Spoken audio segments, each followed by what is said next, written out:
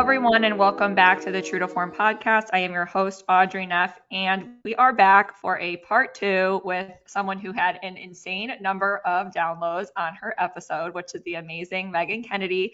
So we couldn't fit everything into a part 1, so we had to bring you guys a part 2 to kind of build on some of the things that we either didn't get to or didn't go enough into detail on the prior episode. But other than that, she is the owner of WIndermere Dental Medical Spa and Laser Institute, which is based in the greater Orlando area. They're opening up 2 more locations here by end of summer. We'll definitely get into that. But other than that, I'm sure most of you guys listened to the other episode, got tons of takeaways from it. I received, Maegen, I was telling you this before, but I received so many kind messages of people just saying how helpful it was and how much, they just loved listening to you. So with all that said, welcome back to the True to Form podcast.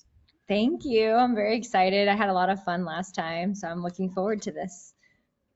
Absolutely. So we kind of ended on, we started talking about how you're gearing up for locations 2 and 3. And you mentioned initially you were just going to do 1.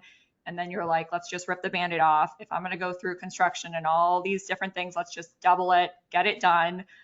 Which I found funny, but and it speaks to the person you are too. So I actually love that you said that. So let's talk about like what on those 2 locations. Just take us through, because we briefly touched on it in the last episode. Take us through where that's at right now and kind of the future state of everything.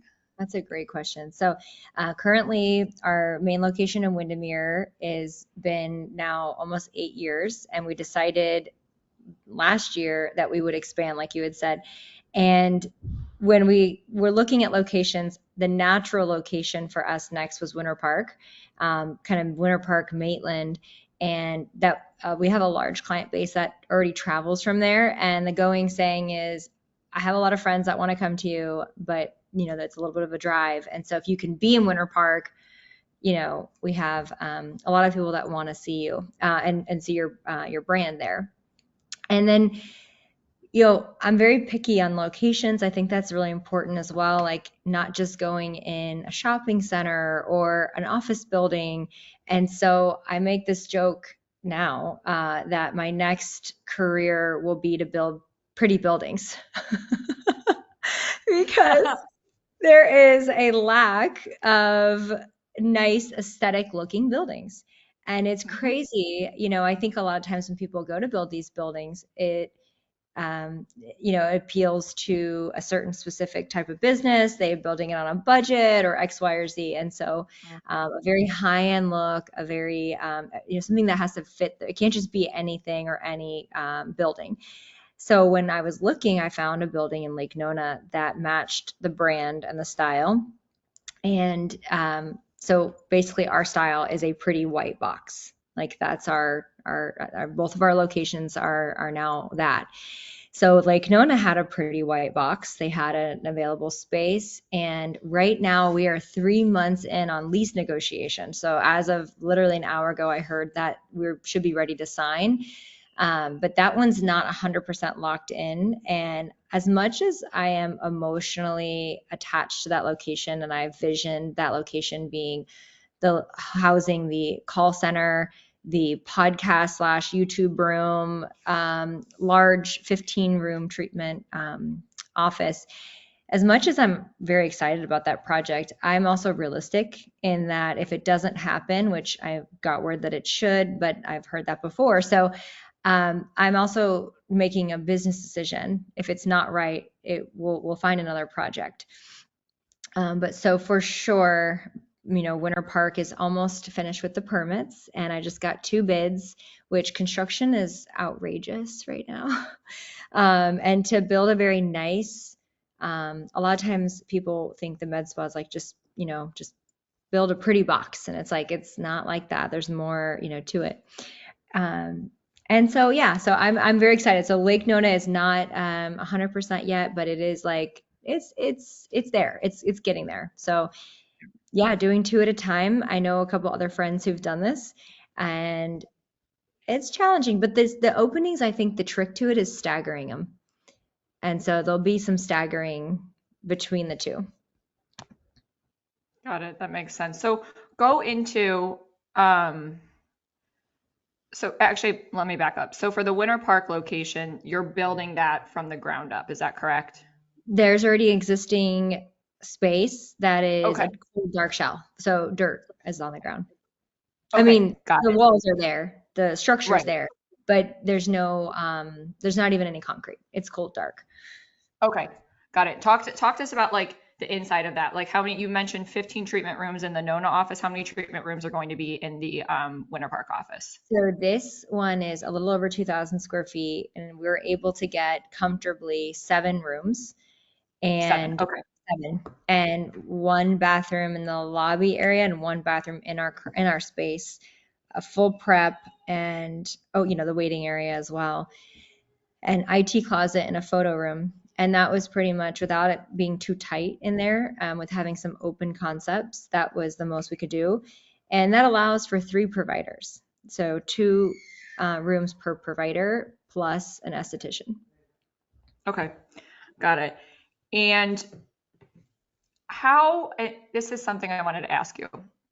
How do you choose the area that you want to have as your other location? Like talk about some of the factors you look at, like traffic, like parking lot size, all of those things, because we see it all the time. A reason Mhm. that a practice can sometimes, maybe fail within the first 5 years is they just choose a really, really bad location. And I mean, I know so many practices like they did it in a mall or they did it something like that where parking is not the best. And believe it or not, like patients, like if you're going to make parking a really big stress, like Mhm. it's likely that they may try to find somewhere else to go. So talk about like some of the criteria and factors that you take into consideration when choosing spaces. Oh, that's a really good question. So I think that's very big on the when you're doing this, like selecting perfectly that space is key. So 5 parking spaces to every 1,000 square feet is ideal. So when you're looking at that specific ratio, I like to try to negotiate having reserved parking spaces as well at the front of the building. Um, the other thing is, if you're looking at foot traffic versus, being in an office building, signage, all that's really important too. So when I look at some of these locations that are downtown, let's say Orlando, driving there, traffic, Hmm. car getting towed, trying to find a difficult part, it's just difficult to park, the meters, all of those are barriers to entry. And to Yes. me, as a consumer as well, I don't want that. And so I find that the convenience factor of not having to go downtown and deal with all of that, it's not work. Yeah, people want convenience. And so in addition to that, I think the colors of the building matter. So a lot of the color schemes of like, you see these colors that are painted like a ugly green. It's like even if you build a really high-end spa inside of that, the outside is still green. So, Hmm.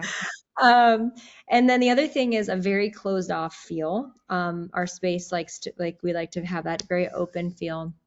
So yeah, those are the main things. And Love signage, it. like I said, signage is huge. Yeah. So like on the inside now, I assume you're probably going to want to have like a cohesive design to how the Windermere location is. So do you have any things kind of picked out for that yet? Yes. Oh, yeah. So that's a great question. So we are using the same Decton. We have a specific Love it. Decton that we have when you walk in. That's the same that we'll have in these bathrooms. We'll have the same light fixtures. So that way you feel like you're in the same brand. What we are actually going to do is there's paneling that's going to happen in this location that we don't have in our current location. And once this project's complete, we will add that piece to the Windermere location. So even making it more brand consistent, and the color of Yeah. the couch is going to be the same. The flooring is going to have that concrete. We'll have the wood look. We'll have the same wallpaper. And so one of the things I wanted to do is I wanted to feel like it was still like I was walking into another home of Windermere, but just Mhm. in Winter Park. And finding the location. So you're asking me like, how do I just decide like where to build the next project? I think when I look at my system, I can see like, okay, and I can also ask people, where are you coming from? And a lot of them come from North Orlando. Some of them come from South Orlando, and like hearing where they all come from started sort of like realizing that we have a client base that exists currently in those areas. Looking at the household income, I find that the household income does play a huge role within the first 5 mile radius. Really, 130 is a bare minimum for household income for supporting a spa like ours. And then I would say, in my mind, I don't think about competition. So I know some people don't want to go where they're, and Winter Park is heavily competitive. And I am like a horse with blinders. I don't worry about anyone else because it's kind of like there's different brands, you know. Target has a competing, Target's kind of hard to compete with, but you know, like there's all these hotels, right? There's the JW, there's the Ritz-Carlton, there's the Four Seasons, and so there's different brands, and you know, I think people choose what identifies with what their goals are and what they want, and so I don't worry about other people.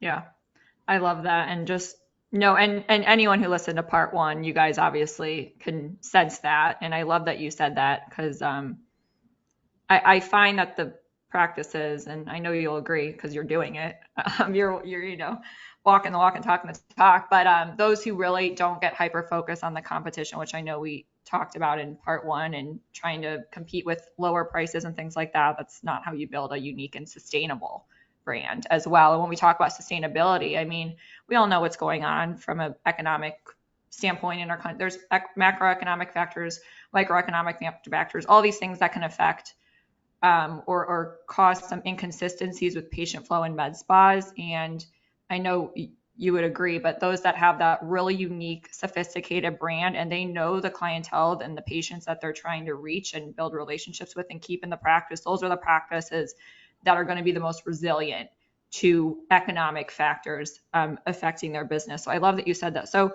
I wrote something down. So you mentioned that like your ideal customer profile in a 5 mile radius, the base salary is 130. The household income. Okay, the household income. So how do you go about like doing those analyses and figuring that out? There are sophisticated systems that have you know, this approach to pull that data, but I find that Google has a pretty good solid handle on that too. So yeah, I pretty much identify this. There are really fancy systems though that have, you know, people use.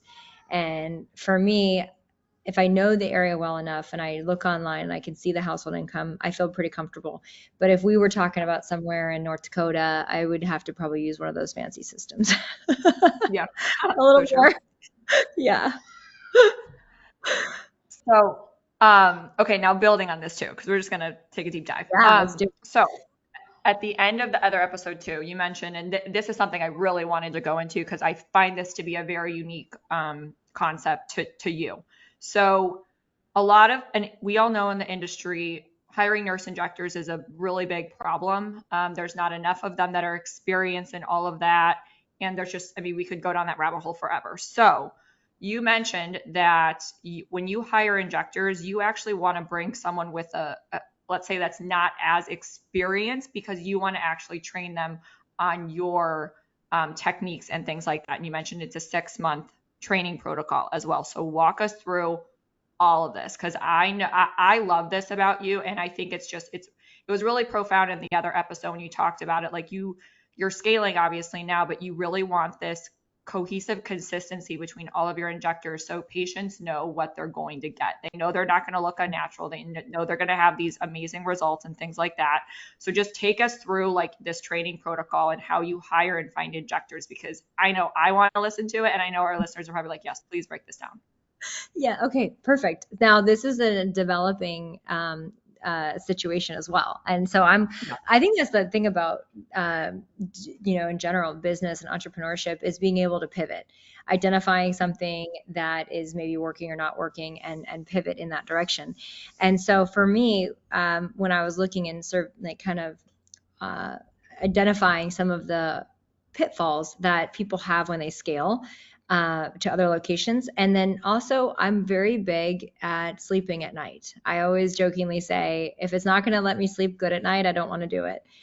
And I find that sleeping good at night is very important when you're trying to do these things, because You have to be able to have sound mind to make some high level decisions fairly quickly. And when it comes to the training program and the protocols that I have, I, being as picky as I am, and that's why I'm in this industry, I'm a perfectionist by trade, and also I wouldn't call myself an OCD, but I would say that I so I've created something that people like. And in order for me to continue and extend past my two hands, I have to essentially pass that along and bring that next generation of injectors to what, and not every injector is going to want to join the team that I have, because they may want to do it their way, and that's absolutely fine. But someone who is wanting to work with us, the interview process is, I know you may or may not have experience. Are you okay with doing it the way that we do it?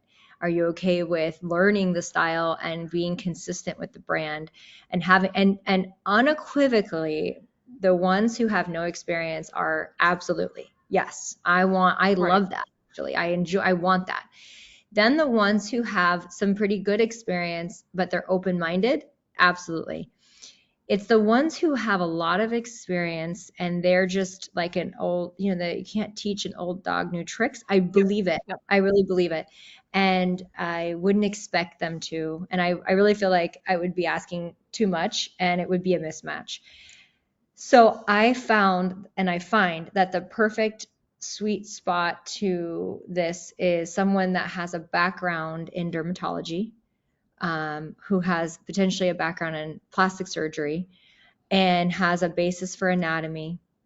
And then because we're moving at an advanced pace, it is actually better that they have some degree of base than just zero. I will take someone, though, that is hungry and motivated and excited and eager and understands what they're getting into. I will take them on as a 6-month to 8-month training program. I find, though, the ones that have, like, we've already hired and identified 2 nurse practitioners that are already on board and onboarding. Tomorrow one starts, and then in a month the other one starts. And they both have experience. They're both excited, and they're going to go into the Winter Park location. And I will say, an anchoring and someone that's to put a brand new person with advanced skill set in there in a short period of time is not smart. So I would bring someone on for the location that I'm at that I can be around more, but not someone at a satellite location with absolutely zero experience and that they've only done the 6-month training program.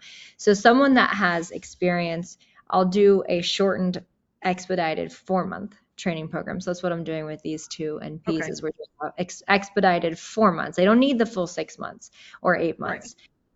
We just had one of our NPs complete the full 6 to 8 months, and she's a rock star. She's fantastic. She feels comfortable seeing patients. Now, there's some things that we're adding over time, more advancements, and that's just with every injector, though. We're all advancing and learning new things and growing, and I'm always very open-minded to when my team comes to me like, hey, have you seen this? But we aren't immediately going to bring it on. We want to make sure that we all agree, we all like this style. And that's, for us, really important to be able to know, well, if you see that provider, I know how she injected you. I know what she did. I know what her thoughts were. I know.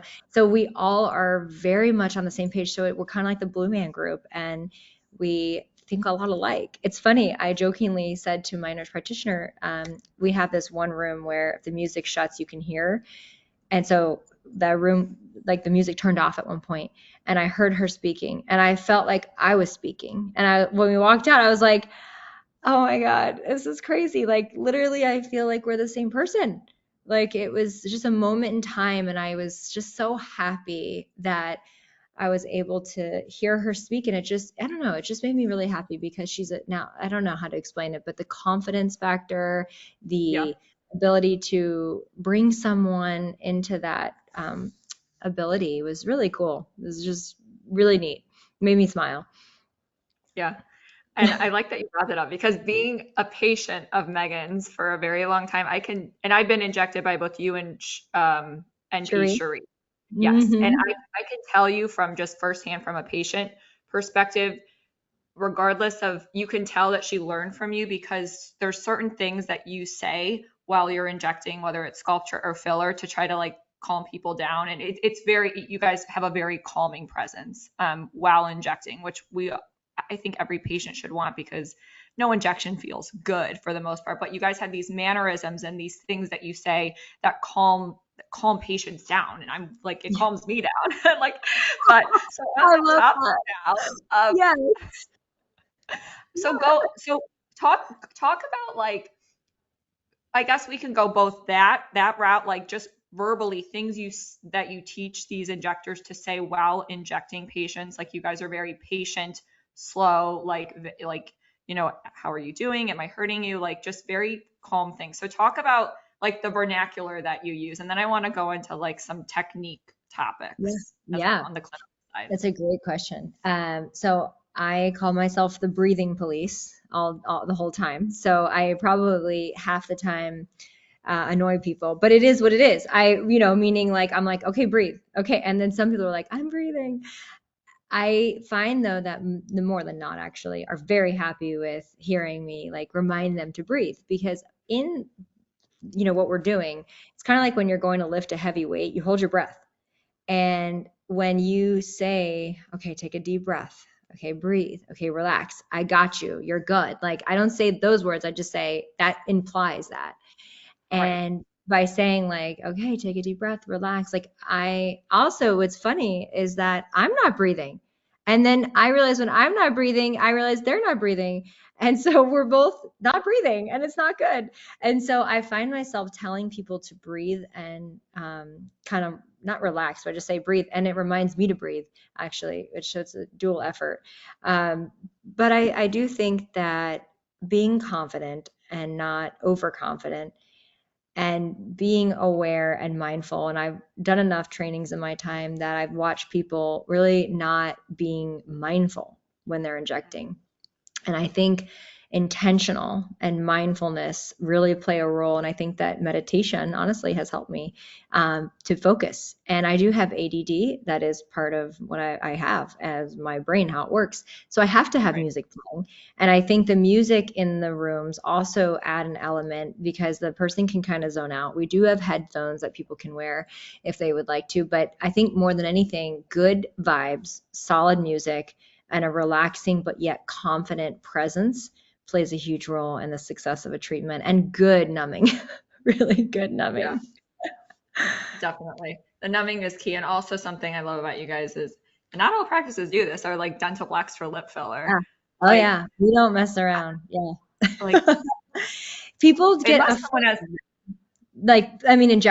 injectors get, yeah, people are like the patients that I do this for, I do it for everyone unless they've told me no, but 99% of the time, if they've ever had lip filler somewhere else, they're like, I'm never, ever, ever doing that again without that.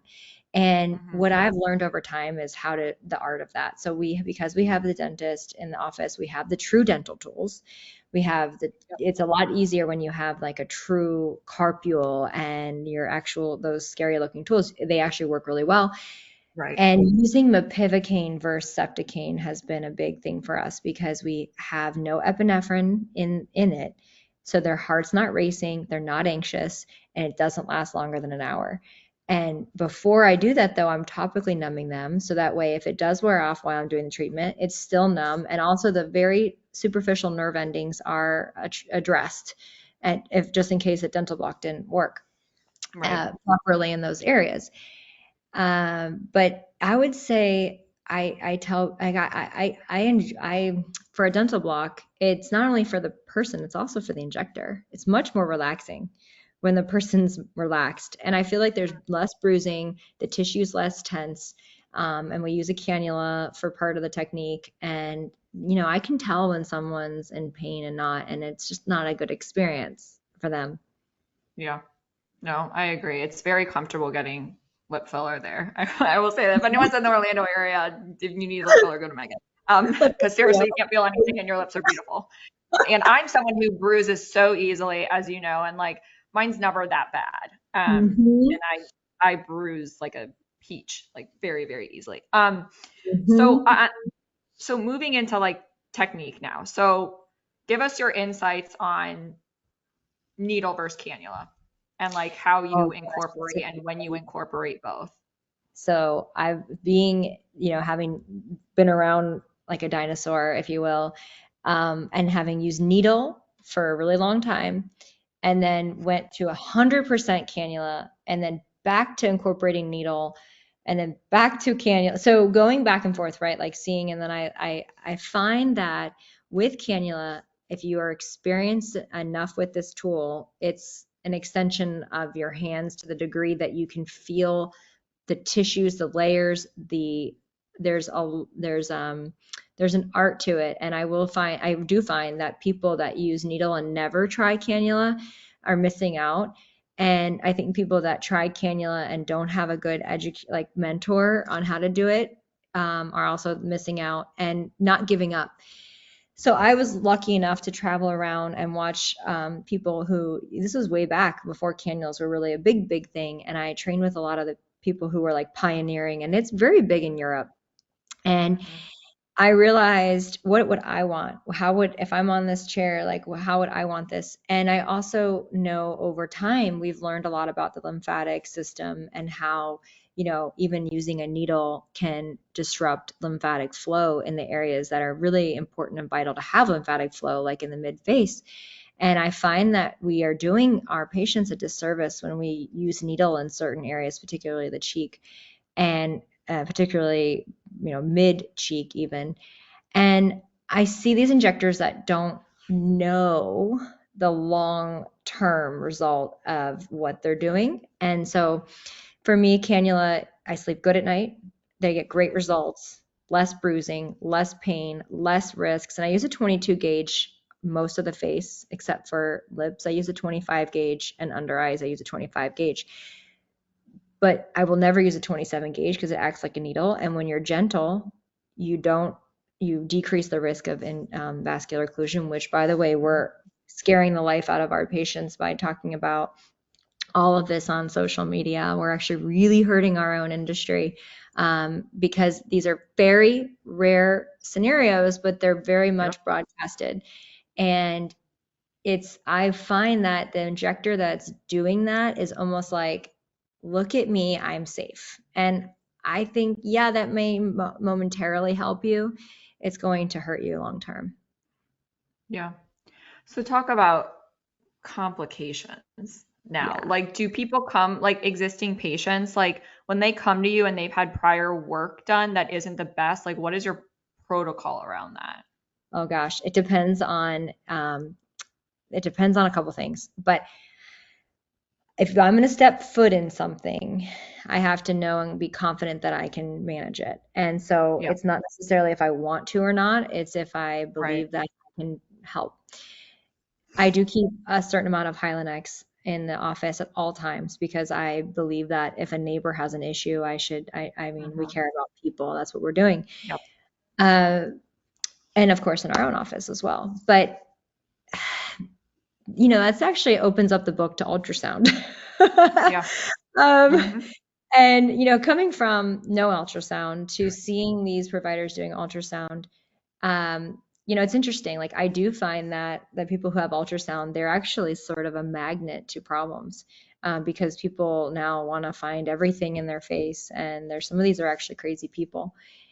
Um, so managing complications is important. We have a crash cart, we have a protocol, we run through it, we check to make sure everything is non-expired, and we have a very detailed protocol for everything that happens. I find that that was one of the biggest, scariest things when I would go to other practices and I would say, okay, where's your stuff? And it's like not together, and they don't know where anything is, and they don't know how to manage it. And that's terrifying. And I do understand why some people post about it online. I'm not saying like, no, don't. I think education's important, but I think we just have to be mindful about what we're putting out there.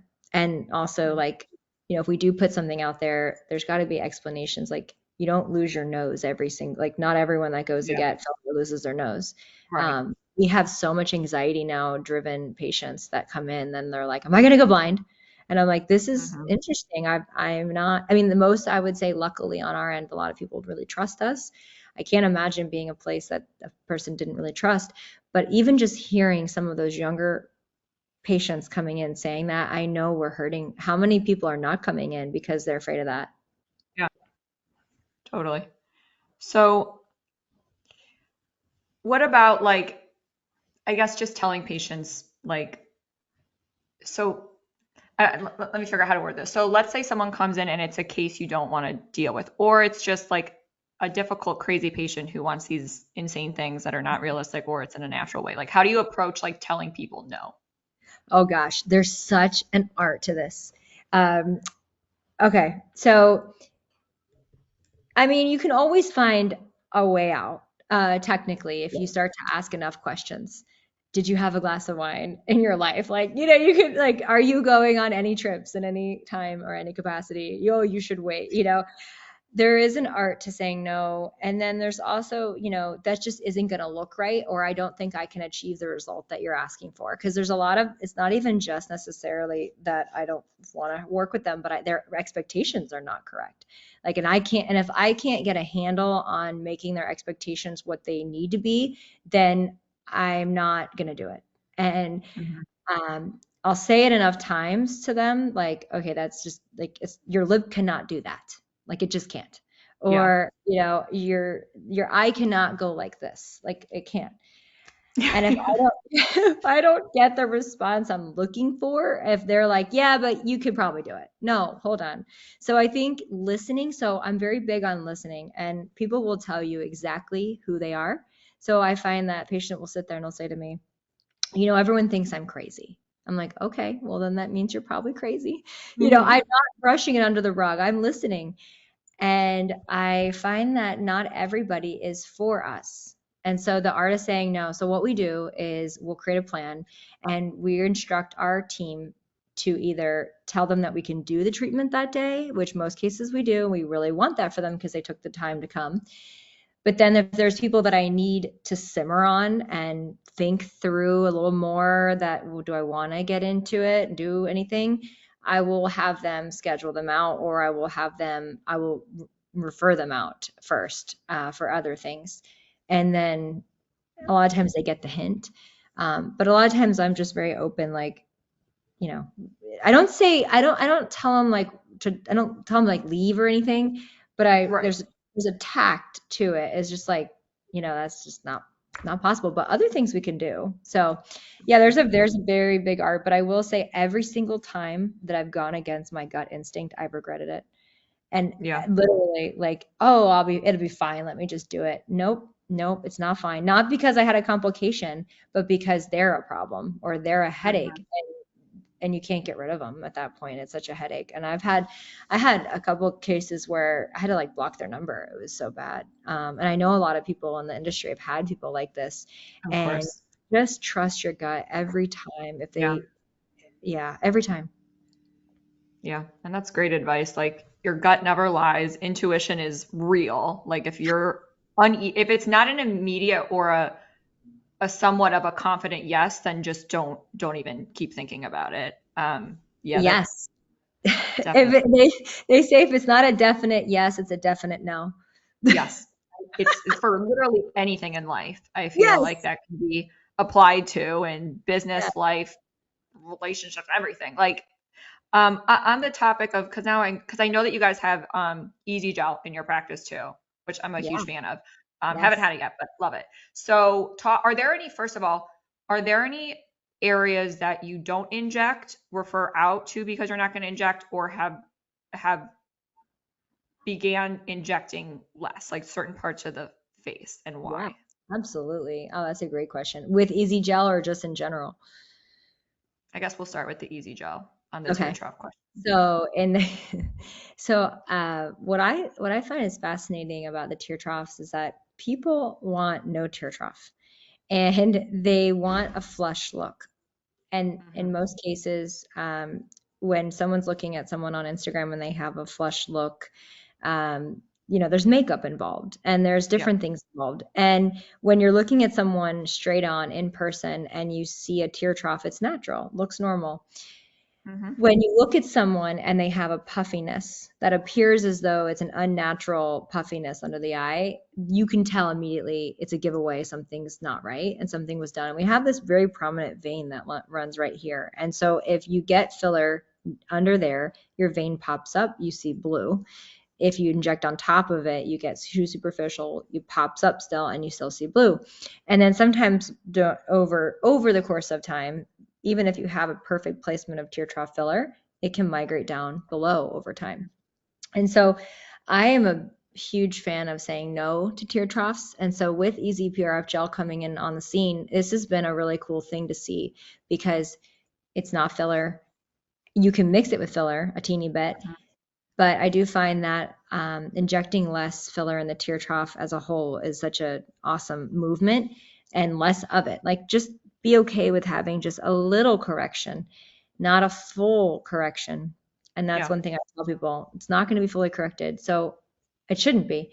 The Easy PRF gel does a good job of helping the skin quality as well, not just like the actual volume, but it does a really good natural looking job. And I find that I tend to do Easy PRF gel more than I do a lot, actually, a lot more.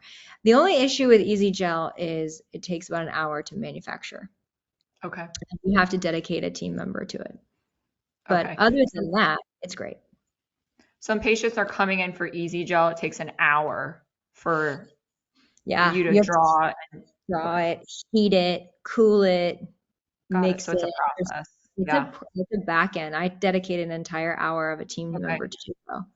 Wow. That's good to Yeah. know for anyone contemplating Yeah. it. But yeah, I mean, the results are amazing for sure from what I've seen. And definitely more of a unique approach or a natural approach It's to really, treating. really, really nice. I'm really very impressed with it. Yeah. So, and I feel like we're gonna have to do a part 3. Yes. Like we just really are, because now I'm looking at my bullets and I'm like, yeah, okay. But so I now love I'm it. going to go into something that's top of mind, and then we'll just have to do part 3. So just because there's so many insightful things that we can get from you, and I just love talking to you. So Same. because now we're talking about, okay, results and things like that. So talk about your before and after photo process in the practice, and we'll see how long that gets us through. Because you and I both know, I mean, before and afters are a really, really important part of a aesthetic practice. And so often it is something that is not top of mind. It's an afterthought. There's no documented process. There's no training, how we're going to take the photos, when we're going to take the photos, what area of the practice. You have an area. Obviously you guys do. Other practices just take them wherever. So go into like your before and after photo process, like break it down for us, because you guys do a really phenomenal job at it. Well, thank you. I do take a lot of excitement, and I think that comes from the person who's really leading the team is to have a sense of excitement about the results of someone who's been coming, let's say, for years, or even just one treatment result. I find that when you pull up the photos in the back and you show the team and you're excited because this is exciting, this is what we do, that we want to see our work. It's art. And I find that when you get excited and you're like, wow, look at this, the team all gets excited. The procedure that was done then gets elevated as well. And because it's like, wow, I can't believe that did that. And meaning like it's even better than I expected. And I find that you have to have consistency with photo. In fact, when we take photos and the lighting's not right, I check them before I walk in the room. I always look at things. And sometimes I'll walk in the room and be like, look at 4 years later where you should, like, where you honestly should have been much older looking and you look better. And so I find that when you get the patient excited, they're more on board to say yes. When you get the team excited, they're more on board to take better photos. And you have to also identify when something's not right. So if the lighting is wrong, or if the hair's in front of like their temple or their jawline, gently telling the team like, hey, can you go retake that? And I find that you only have to do that really once, because it's like kind of a pain in the butt for them to go do that, but you really need the quality photos, and more so than ever right before a sculpture series. Yeah. because the Sculptra is so natural looking. And if you don't have really good solid foundation, then Sculptra does not get its recognition that it deserves. Yeah. And I jokingly talk about Sculptra in the fact that when I inject Sculptra, 6 months later, I see them back, let's say, and I say, don't come in here and telling me that you started this green smoothie and that's why you're glowing. It's your Yeah. Sculptra that you forgot about. Mhm. And so I think the pictures, people actually say to me, I'm so happy that you showed me my pictures because I just look natural and it happened gradually and I forgot what I look like. And so I think one of the biggest things we can do is the buy-in of a patient is to see visibly how far they've come in this journey. And I call these journeys because we're all on our own Yeah. journey and the journey for that person is important to us. And I think that's a vital part of this is like we're not here to just fix one wrinkle. We're here for the journey.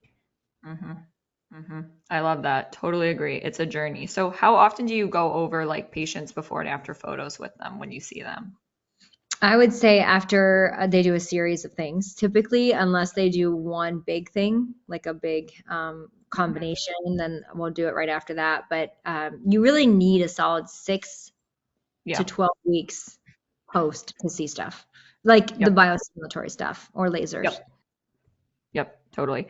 What about, because we're all going to get pushback at some point. I'm sure there's, because on the topic of consents, obviously patients to utilize them in marketing efforts, which you guys have a very heavy before and after photo initiative for your marketing, whether it's social, in practice, all of those things.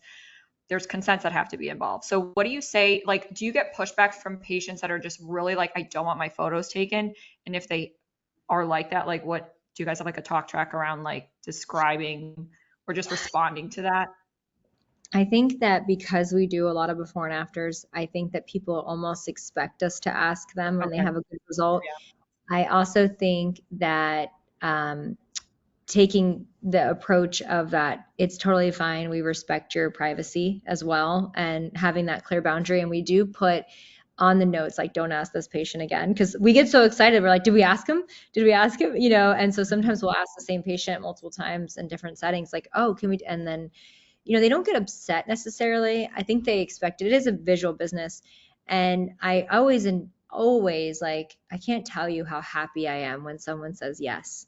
Like it just makes me so happy, and it makes me like they value what we've done enough so that they're allowing us to let other people see what's possible. And I think that's important discussion that maybe I'll even have on an MK Minute, like thanking the people that have allowed us to do that, because it Mhm. does allow people to do, and we lived in a world years ago that you were hush hush about this stuff. And now Yeah. it's almost like a flex, like, yeah, look, I can do this. But it's also hmm more so, hey, if you don't like that something about you, you can get it addressed. You don't have to have that. Um, and so my talk track is we go in and we're jazzed up about it and look how amazing you look. Are you cool with social media? Like very simple, very clean. And if so, okay, just sign here. We'll have to get a consent.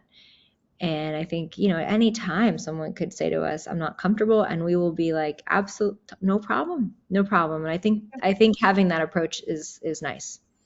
You asked me, and I Yeah. forgot to mention where I don't inject anymore. I don't inject, and I never have foreheads with filler. I used to inject noses. I don't do that anymore because I like to sleep good at night.